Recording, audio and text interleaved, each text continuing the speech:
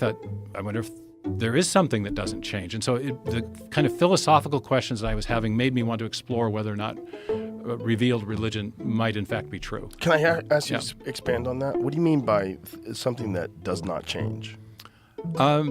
Some eternal self-existent reality, I guess. It was not something as a 14-year-old I had worked out. It was a kind of an intuition that it was the experience of having the constant flux of changing sense perceptions left me with a sense that there was nothing solid to hold on to.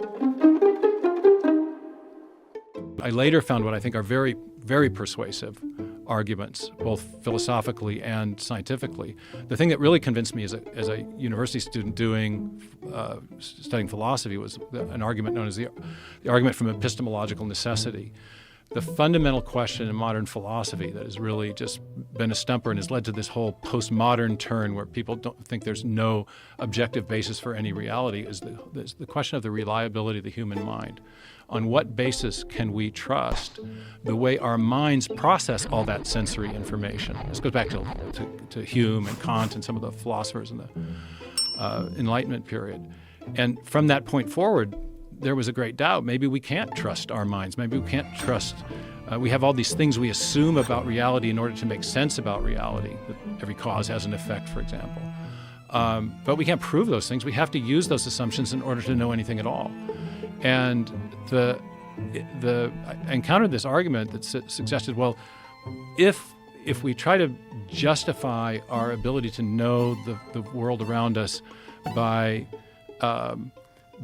empirical data, by things we observe, this was Hume's argument, you can't do it. But if you presupposed that our minds were made by a benevolent creator who gave us those assumptions in order to make sense of the world that he also made, then there was a principle of correspondence between the way the mind worked and the way the world worked, in which case we could trust the basic reliability of the mind.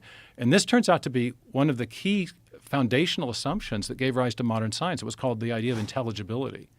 Newton, Boyle, Kepler, the great founders of modern science, thought that nature had secrets to reveal. There were patterns there to be revealed that we could understand because our minds had been made in the image of the same rational creator who had built rationality and design and pattern and lawful order into the world.